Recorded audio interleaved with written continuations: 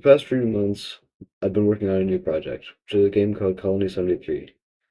It's a linear single-player first-person shooter that's kind of inspired by games like Half-Life and Half-Life 2, which are some of my favorite games ever. The game is mostly based around the story, which is you're on a team that is sent to colonize another planet, which your team doesn't realize has already been colonized by a previous team, but that colony has been taken over and kind of taken off the map, and everyone's lost communication and kind of generally forgotten about it.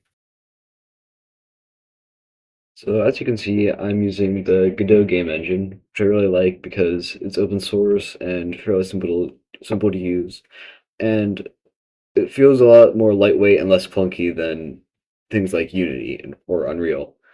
And I really like its node-based system. Another thing I like is the ability to choose either its built-in language, GD script, or C sharp.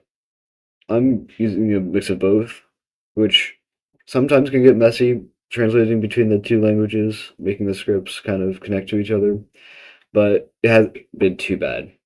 For some things, I prefer the ease and reliability of GD script, but for others, I prefer of the performance and the higher complexity of C sharp.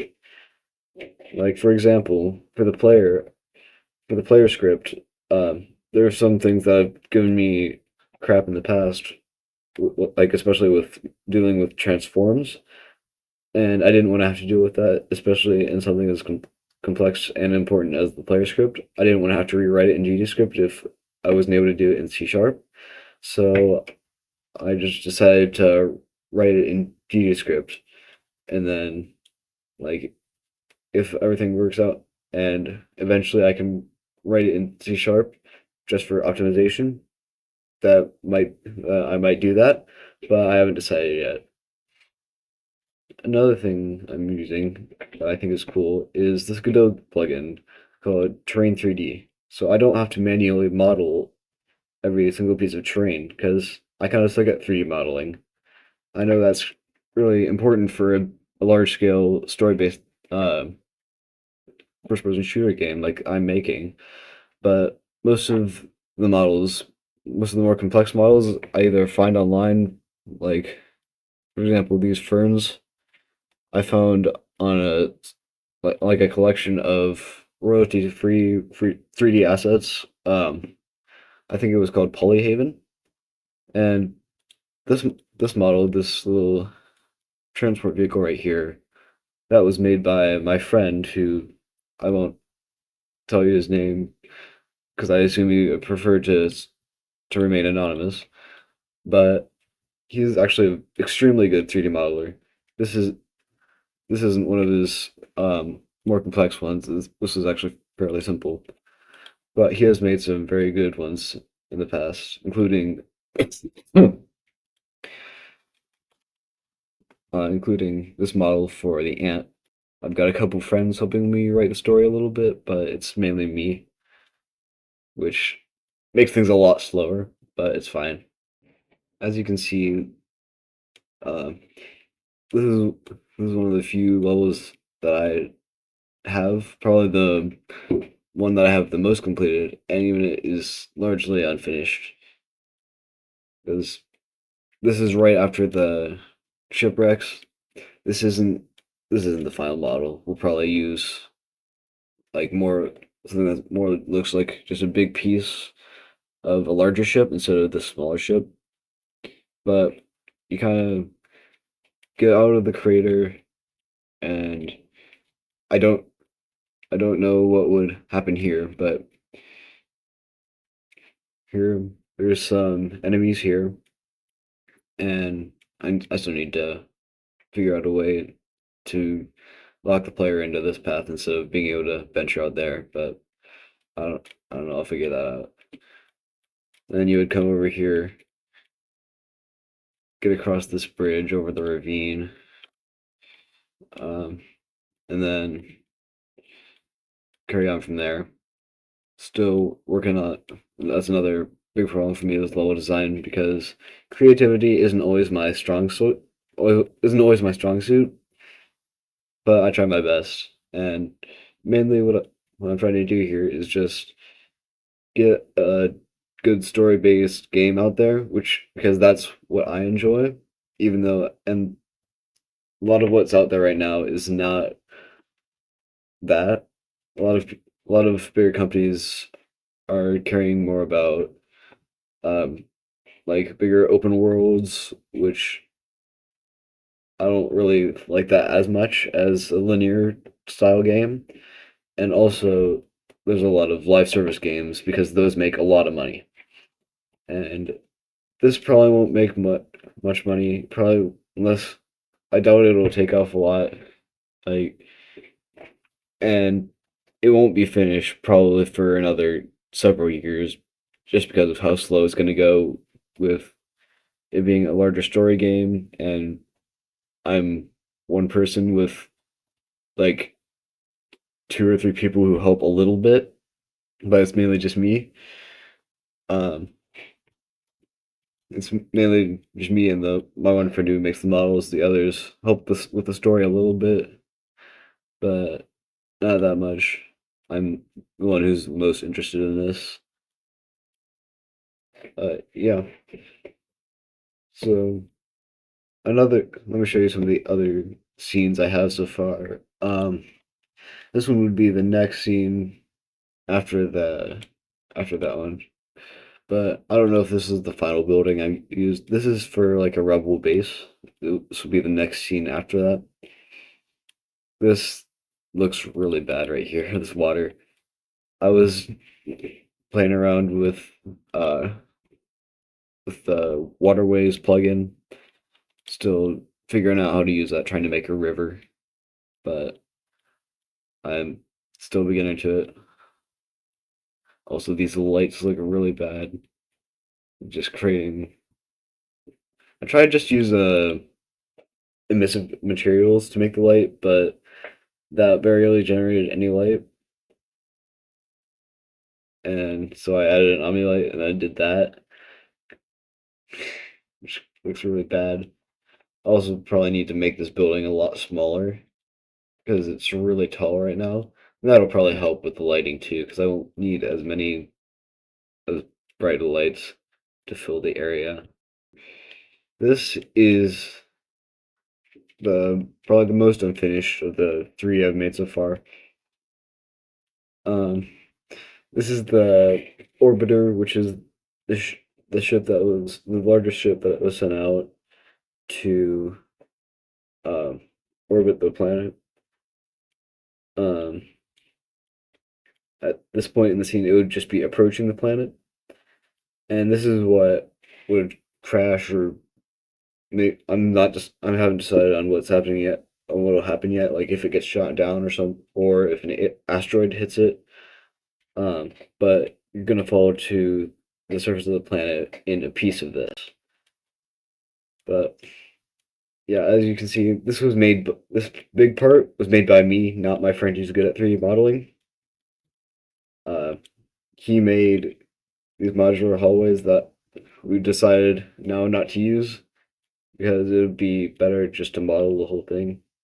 But this is before we decided that, so I just put like three pieces together and made that. And there's some funky things going on with this glass here because I'm kind of a beginner at Blender, and the topology is absolutely horrendous.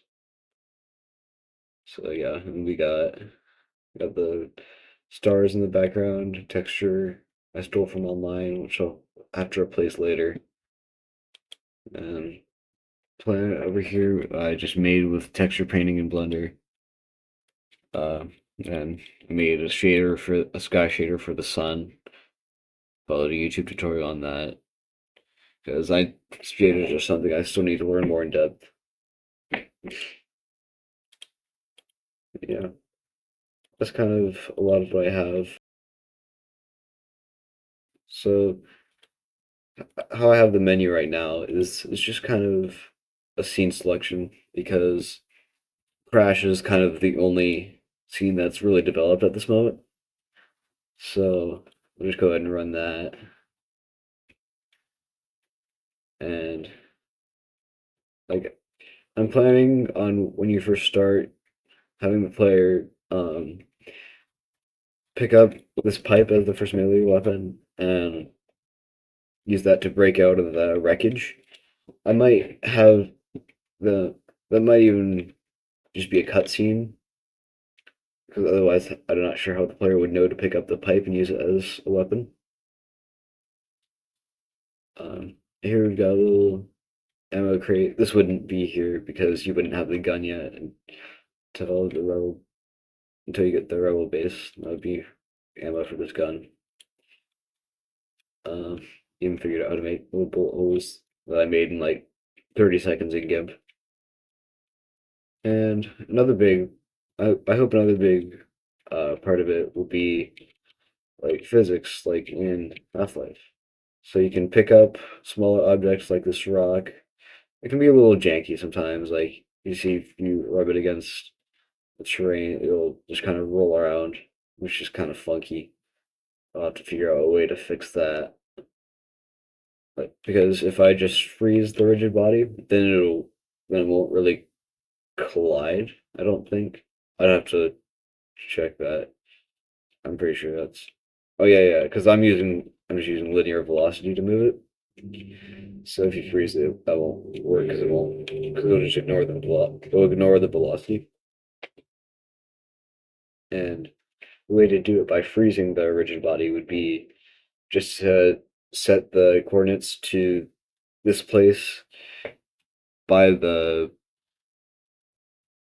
this place in front of the player, and then it'll just go that to that place no matter what, ignoring collisions while it's being held. So I don't want to do that. So here's kind of my plan for the player to go. And none of this is final yet. I'm just kind of experimenting, trying to design basic stuff. There's another model I got from another royalty free model I got from I think it was Polyhaven. Right here, you're supposed to be able to whack these logs and break them with the pipe, but seems like that might be kind of glitched right now. So I'll go over them there. See some of the terrain I made. Oh, I forgot this story isn't enabled, so the keyframes won't trigger to make the ants attack you. Let's see. There we go. So there's my friend made the model. I made the animation. I think he might actually be floating right now, so just ignore that. You wouldn't have this in the game yet, but you know, what the heck? I've never seen that before. Oh, also this enemy that pulls you in here.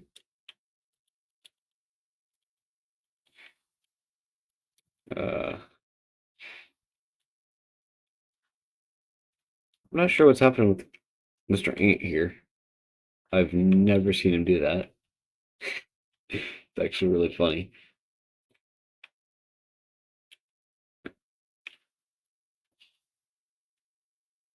And this is kind of how I got until the bridge. Well, 73 probably won't release for a few years at least, because I'm one person who doesn't have a lot of time or experience. And when I do release it, it probably will be pretty cheap because it's just a hobby project. I'm not trying to make a lot of money, and also because of my inexperience, the quality won't be as high as something like a team of skilled developers made. And since I'm just doing it for fun, there's not really any pressure for me to get it done quickly. I'm just learning a lot and having fun, and I hope I can get it released as soon as I can. See you on the next video.